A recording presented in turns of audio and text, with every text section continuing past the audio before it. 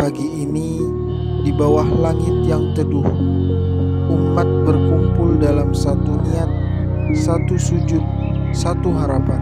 Hari kemenangan telah tiba. 1 Syawal 1447 Hijriah. Assalamualaikum warahmatullahi wabarakatuh.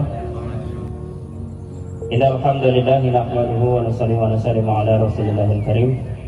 Sembari menunggu saudara-saudara kita yang masih berdatangan, kami menghimbau yang pertama, mari kita susun safnya, kita isi terlebih dahulu bagian-bagian yang masih kosong, terutama yang di tengah, sehingga nanti ketika pelaksanaan salat Idul Fitri tidak ada saf yang kosong atau saf yang terputus. Allahu Akbar. Alhamdulillahi Rabbil Alamin. Jamaah salat Idul Fitri yang berbahagia, ittaqullaha haqqa tuqatih, fa inna taqwallah khairu zadin liyaumil ma'ad. Kama qala Allah tabaraka wa ta'ala, a'udzu billahi minasy syaithanir rajim. Ya ayyuhalladzina amanu ittaqullaha wal tanzur nafsum ma qaddamat lighad wattaqullaha innallaha khabirum bima ta'malun. Jamaah kaum muslimin wal muslimat, hadirin wal hadirat, jamaah salat Idul Fitri yang berbahagia, yang semoga senantiasa berada dalam lindungan Allah tabaraka wa ta'ala. Amin, amin ya rabbal alamin. Segala puji milik Allah, Rabb semesta alam, Rabb yang maha sempurna, Rabb yang memberikan kita begitu banyaknya nikmat. Di antara nikmat-nikmat terbesar yang bisa kita rasakan sampai hari ini, sampai detik ini, di pagi hari ini adalah Allah masih memberikan kita nikmat iman dan nikmat Islam. Karena kita melihat tak sedikit dari kalangan kaum muslimin, dari kalangan keluarga yang muslim, akan tetapi kemudian Allah takdirkan dia murtad lantaran jauh daripada hidayah Allah Subhanahu wa taala. Kemudian jamaah sekalian yang dimuliakan oleh Allah Subhanahu wa taala, di antara nikmat-nikmat besar juga yang bisa kita rasakan hari ini adalah Allah memberikan kita umur untuk bisa bertemu dengan hari kemenangan ini. Hari di mana kaum muslimin pasti merasakan bahagia lantaran bisa bertemu dengan hari raya Idul Fitri. Setelah sebelumnya kita telah melaksanakan ibadah di bulan yang penuh keagungan, bulan yang penuh keistimewaan, yaitu bulan Ramadan. Kata Nabi SAW, ibadah apapun yang kita kerjakan di bulan Ramadan, pasti pahalanya akan dilipat gandakan oleh Allah Jalla wa'ala. Apakah tidak nikmat ketika seseorang diberikan kesempatan oleh Allah Subhanahu wa taala untuk menambah pundi-pundi amal solehnya, sehingga berharap kepada Allah Subhanahu wa taala meridhoi kita. Apakah tidak nikmat ketika seorang hamba bisa melaksanakan ibadah puasa full sebulan penuh di bulan Ramadan, bisa mendirikan salat tarawih di malam harinya, dan bisa lebih disiplin dalam menjalankan ibadah-ibadah wajib yang Allah wajibkan kepada setiap kaum muslimin dan muslimat. Kemudian jamaah sekalian yang dirahmati oleh Allah Subhanahu wa taala, salawat beriring salam tak lupa marilah kita haturkan dan kita sanjungkan kepada suri tauladan kita, panutan bagi setiap kaum sebaik-baik manusia. Beliau adalah Nabi Muhammad sallallahu alaihi wasallam.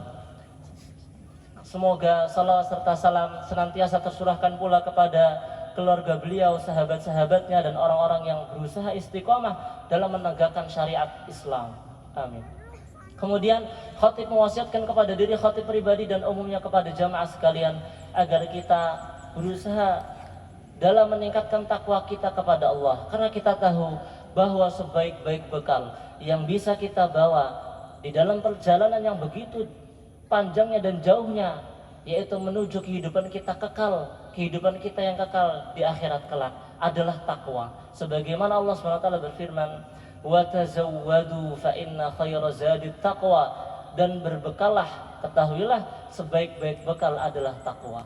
Ma'asyiral muslimin wa zumratal mu'minin, di hari yang penuh bahagia ini, di hari raya Idul Fitri tahun 1447 Hijriah, bertepatan pula pada 2026 Masehi ini, kita melihat ada sebuah pemandangan yang sangat indah sekali.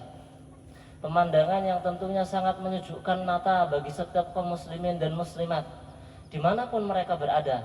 Ketika sudah datang hari raya Idul Fitri, kita melihat kaum muslimin bisa berkumpul dengan saudara-saudaranya, bisa berkumpul dengan keluarganya, bertemu dengan orang tuanya, anak-anaknya, kakek neneknya. Bagi pasangan yang sudah berkeluarga, bertemu dengan suami atau istri bertemu dengan suaminya, dengan penuh rasa bahagia menyambut datangnya hari raya Idul Fitri. Bahkan di antara bentuk ekspresi yang bisa ditampakkan karena bentuk rasa bahagianya adalah, tak jarang kita melihat, terutama bagi para orang tua, ketika datang hari raya Idul Fitri pasti tentunya menyiapkan segalanya, membelikan baju baru bagi anak-anaknya, baju sholat untuk Idul Fitri ataupun untuk silaturahmi kepada saudara-saudaranya, tetangga-tetangganya. Walaupun mungkin juga di antara kita sebelumnya, sebelum datangnya Ramadan, sebelum datangnya hari raya Idul Fitri, kita berada di tempat yang jauh lantaran mungkin faktor pekerjaan atau belajar di daerah yang jauh. Saking jauhnya, tidak hanya berbeda kecamatan, tidak hanya berbeda daerah, tidak hanya berbeda provinsi atau pulau, bahkan berbeda negara. Karena memang kenyataan dalam hidupnya mengharuskan dia bekerja di tempat yang begitu jauhnya, sekolah, belajar, menuntut ilmu di tempat yang begitu jauhnya.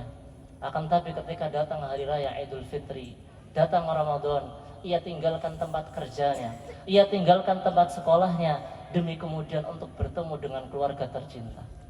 Akan tapi jamaah sekalian yang dimuliakan oleh Allah Subhanahu wa taala, ada satu fakta yang tidak bisa kita pungkiri bagi setiap manusia dimanapun kita, bahwa kita meyakini segala kebersamaan kita di hari ini itu semuanya sifatnya sementara. Hari ini mungkin kita berbahagia, senang karena bisa berkumpul dengan keluarga kita, bertemu dengan orang-orang tercinta, mencium tangan kedua orang tua kita, berpelukan kepada orang tua kita, nenek kita, kakek kita, dan para sesepuh-sesepuh kita. Akan tapi mungkin beberapa hari kemudian atau beberapa waktu ke depan kita akan merasakan sedih kembali, karena kita tahu bahwa kita akan bersedih lantaran kita akan berpisah. Entah kemudian berpisahnya karena faktor pekerjaan kita, atau karena faktor belajar kita, atau karena mungkin ajal telah menjemput kita. Maka dari sini pun kita memahami hakikat daripada pertemuan di dunia ini semuanya bersifat sementara. Akan tapi jamaah yang dimuliakan oleh Allah Subhanahu wa taala, Allah Subhanahu wa taala memberikan kita janji, kabar yang begitu menggembirakan bagi setiap kaum muslimin wal muslimat. Allah berfirman di dalam surat At-Tur ayat 21, "Walladzina amanu wattaba'athum dzurriyyatuhum biiman alhaqna bihim dzurriyyatahum wama alatnahum min amalihim min syai' kullu mri'im bima kasaba rahin." Dan orang-orang yang beriman kemudian diikutkan atau diikuti oleh anak cucunya, keturunannya dengan keimanan sebagaimana orang tuanya, maka kata Allah Subhanahu wa taala, kami akan kumpulkan mereka, kami akan pertemukan mereka dengan keluarganya, dengan saudara-saudaranya di surga Allah Subhanahu wa taala. Dan tidaklah kami mengurangi sedikit pun pahala dari apa yang telah mereka kerjakan, karena sesungguhnya manusia itu terikat dengan apa yang mereka kerjakan. Kaum muslimin wal muslimat rahimakumullah, dari sini kita mempelajari ada kabar gembira yang telah Allah kabarkan kepada kita. Akan tetapi kabar gembira ini sifatnya tidak cuma-cuma. Allah tidak memberikan kepada kita cuma-cuma. Allah memberikan kepada kita janji ini bahwa kita bisa hidup abadi selamanya bersama keluarga kita ketika kita bisa memenuhi syarat yang Allah inginkan.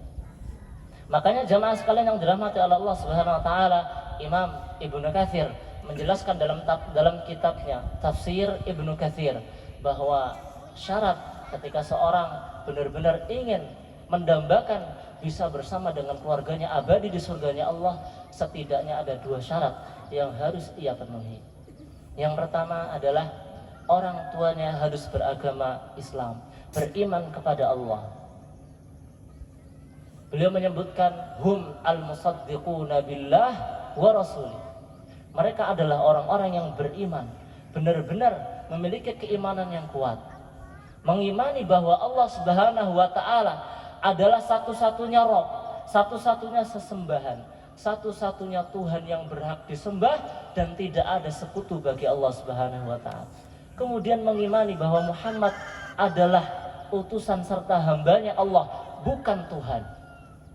Tentunya tidak hanya sebatas diikrarkan oleh lisannya, akan tetapi benar-benar ia praktekkan, ia terapkan segala perintah yang Allah perintahkan kepadanya. Maka ketika Allah Subhanahu wa taala berfirman di dalam ayatnya, di dalam Al-Qur'anul Karim, wa aqimus salata wa atuz zakah, maka dirikanlah salat dan tunaikanlah zakat, maka orang tersebut dengan bersegera mendirikan salat dan kemudian menunaikan salat, menunaikan zakat, karena itu kewajiban baginya. Dan ketika Allah berfirman, ya ayyuhalladzina amanu kutiba alaikumus shiyam, wahai orang-orang yang beriman, diwajibkan atas kalian berpuasa di bulan Ramadan. Maka ia juga mengerjakan puasa tersebut karena ini adalah perintah.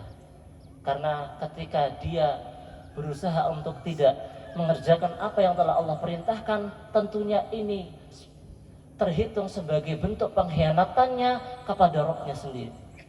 Dan kaum muslimin yang dirahmati Allah Subhanahu wa taala, kita melihat betapa banyaknya di antara kaum muslimin dari lahir sudah kemudian beragama Islam, KTP-nya bahkan juga Islam.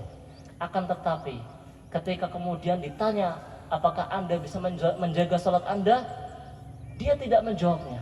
Kenapa? Karena dia memang jarang melaksanakan salat. Ketika kemudian apakah Anda berpuasa di bulan Ramadan, kemudian dia menjawab tidak. Kenapa jemaah sekalian? Itu karena lemahnya imannya. Dia tidak benar-benar mengimani Allah dan menjalankan syariat Allah Subhanahu wa taala. Kemudian jemaah yang dimuliakan oleh Allah Subhanahu wa taala, syarat yang kedua adalah diikuti oleh anak cucu keturunannya dengan keimanan sebagaimana orang tuanya. Sehingga kaum muslimin tidaklah cukup ketika kita mendambakan ingin benar-benar masuk ke dalam surganya Allah bergandengan tangan dengan keluarga kita, tapi kita tidak pernah mempraktekkan amal ma'ruf nahi mungkar, tidak mengajak orang tua kita, saudara-saudari kita, anak-anak kita, cucu-cucu kita, kakek nenek kita dalam menjalankan ketaatan kepada Allah. Kita hanya fokus beribadah untuk diri kita sendiri, tapi tidak peduli dengan orang di sekitar kita. Atau mungkin kita tidak mempraktekkan nahi mungkar, tidak mencegah ketika ada keluarga kita melakukan sebuah kemungkaran, kemaksiatan, perzinahan, perjudian, mencuri dan lain sebagainya, dibiarkan karena tidak peduli. Maka mustahil apa yang dia cita-citakan bahwa dia ingin masuk surga dengan keluarganya, tapi dia masih mengabaikan keluarganya. Maka jemaah sekalian yang dirahmati Allah Subhanahu wa taala, ketika benar seorang muslim bisa memenuhi syarat persyaratan yang telah Allah minta kepada kita semua, maka Allah juga berfirman di dalam surat Ar-Ra'd ayat ke-23 menambahkan akan janji serta nikmat yang akan Allah berikan kepadanya, yaitu a'udzubillahi minasyaitonirrajim, jannatu adnin yadkhulunaha wa man salaha min abaihim wa azwajihim wa dzurriyyatihim wal malaikatu yadkhuluna alaihim min kulli bab salamun alaikum bima sabartum fa ni'ma uqbaddar. Dan surga-surga Aden, salah satu surga yang penuh dengan kenikmatan yang Allah janjikan kepada para ayah-ayah yang saleh, dan kemudian pasangan suami istri yang saleh dan salihah, dan kemudian anak cucu keturunan yang saleh salihah. Mereka kemudian masuk ke dalam surganya Allah, dan para malaikat menjumpai mereka bertemu dengan mereka, masuk ke dalam pintu-pintu surga. Kemudian dikatakan kepada mereka oleh para malaikat, salamun alaikum, keselamatan bagi kalian, selamat bagi kalian, bima sabartum, lantaran kalian telah bersabar ketika dahulu di dunia, berusaha untuk menjadi keluarga yang solid di dalam menanam ketaatan kepada Allah Subhanahu wa taala. Tidak hanya memikirkan dirinya, tapi juga memikirkan keluarganya, saudara-saudaranya. Maka kaum muslimin yang dirahmati oleh Allah Subhanahu wa taala, kesimpulan yang bisa kita ambil dari khutbah yang khatib sampaikan pada pagi hari ini adalah, kalau kita benar-benar mencintai keluarga kita dengan tulus, maka janganlah kita hanya memikirkan bagaimana kemudian keluarga kita itu paham terhadap urusan dunia. Bagaimana kemudian pendidikan anak-anak kita hanya sebatas kemudian lulus dari tingkat SD, SMP, SMA, kuliah S1, S2, S3. Tapi malah kemudian ketika ditanya tentang perkara akhiratnya, dia sama sekali tidak tahu. Karena memang tidak pernah diajarkan Al-Quran, tidak pernah diajarkan bagaimana cara sholat yang benar. Betapa banyak kaum muslimin, dia mengikuti jamaah sholat di masjid, akan tetapi tidak tahu bacaan apa yang seharusnya dibaca ketika sholat. Dia hanya mengikuti gerakan-gerakan yang terlihat oleh matanya saja. Betapa banyak kaum muslimin kemudian mengikutkan puasa di bulan Ramadan, tapi hanya sebatas formalitas karena orang-orang mengikuti puasa, tapi dia tidak tahu bagaimana ketentuan-ketentuan di bulan puasa, apa yang kemudian menjadi penyebab pembatal puasa. Sehingga kita melihat betapa banyak kaum muslimin berpuasa di bulan Ramadan, tapi kemudian ia masih mencela saudaranya, masih menggibahi saudaranya, atau bahkan wal'iyadzubillah, orang-orang yang kemudian terbiasa melanggar syariat-syariat Allah, melakukan dosa-dosa besar di bulan Ramadan, karena dia tidak tahu bahwa ternyata sebenarnya dosa-dosa tersebut itu dapat membatalkan puasanya. Jamaah yang dimuliakan Allah Subhanahu wa taala, Allahu Akbar, Allahu Akbar, Allahu Akbar walillahil hamd. Maka kita ajarkan anak-anak kita, saudara-saudara kita dengan apa itu Al-Quran, bagaimana tata cara mempelajari Al-Quran yang benar. Kemudian juga bagaimana kemudian kita bisa memahami syariat Islam ini setidaknya yang wajib bagi kaum muslimin. Karena Nabi SAW itu pernah bersabda kepada kita, talabul ilmi fariidatun ala kulli muslimin wa muslimah. Menuntut ilmu itu hukumnya wajib bagi setiap muslim dan muslimah. Maksud dari hadis Nabi ketika beliau menyampaikan bahwa belajar adalah hukum yang wajib, bukan setiap ilmu harus kita pelajari, akan tetapi ilmu yang menjadi bekal kita untuk menuju akhirat, untuk menjawab pertanyaan-pertanyaan malakul maut, para malaikat yang akan menanyakan kita besok di alam barzah. Maka bagaimana kemudian kita harus memahami apa itu Allah, siapa itu Allah, siapa itu Nabi kita, apa itu kitab kita. Dan kemudian kita juga harus mengamalkan sebagaimana rukun-rukun Islam yang telah Nabi kita sampaikan, itu harus dilakukan karena itu adalah kewajiban bagi setiap kaum muslimin. Kecuali ibadah haji, mungkin karena ibadah haji adalah ibadah yang dikerjakan oleh kaum muslimin yang sudah mencukupi hartanya dan fisiknya.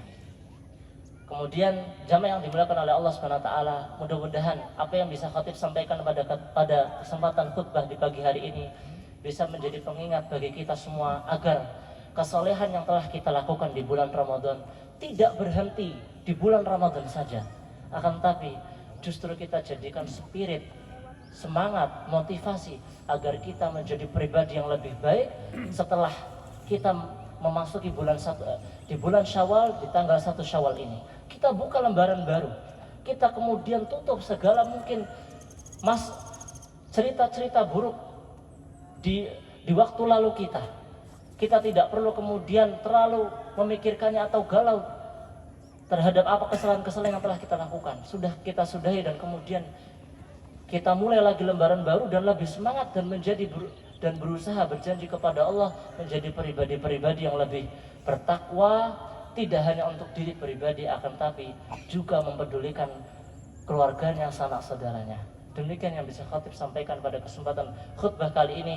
Mari di akhir khutbah ini kita bermunajat kepada Allah, memohon dan meminta kepada Allah agar Allah karuniakan kepada kita hidayah dan taufiknya, sehingga Allah mewafatkan kita dalam kondisi husnul khotimah. Dan semoga Allah kemudian mengabulkan seluruh cita-cita kita, keinginan kita, baik yang kaitannya dengan dunia ataupun akhirat. Fa ya ibadallah, innallaha wa malaikatahu yusalluna 'alan nabi ya ayyuhalladzina amanu sallu 'alaihi wa sallimu taslima. Allahumma ighfir lil muslimina wal muslimat wal mu'minina wal mu'minat al ahya'i minhum wal amwat innaka sami'un qaribun mujibud da'awat fa ya qadiyal hajat. Allahumma la tada' lana dhanban illa ghafartah wala hamman illa farrajtah wala maridan illa syafaitah wala hajatan min hawaijid dunya illa qadaitaha ya arhamar rahimin. Allahumma taqabbal minna siyamana wa qiyamana wa ruku'ana wa sujudana wa tilawatina wa sa'ira a'malina fi syahri Ramadan wa fi sa'iril ashhur. Allahumma ya Allah, Allahumma arzuqna al-istiqamah, Allahumma aslih lana dunyana allati fiha ma'ashuna wa aslih lana akhiratana allati ilaiha ma'aduna wa aslih lana ديننا الذي هو عصمة أمرنا. اللهم لا تجعل هذا العيد المبارك آخر عهدنا برمضان واجعل لنا رمضان أعواما عديدة وأزمنة مديدة ونحن في صحة وعافية وإيمان. اللهم اجمعنا ووالدينا وأزواجنا وذرياتنا في جناتك جنات النعيم. اللهم ربنا ظلمنا أنفسنا وإن لم تغفر لنا وترحمنا لنكونن من الخاسرين. ربنا آتنا في الدنيا حسنة وفي الآخرة حسنة وقنا عذاب النار. وصلى الله على نبينا محمد وعلى آله وصحبه وبارك وسلم. تقبل الله منا ومنكم صالح الأعمال. والسلام عليكم ورحمة الله وبركاته.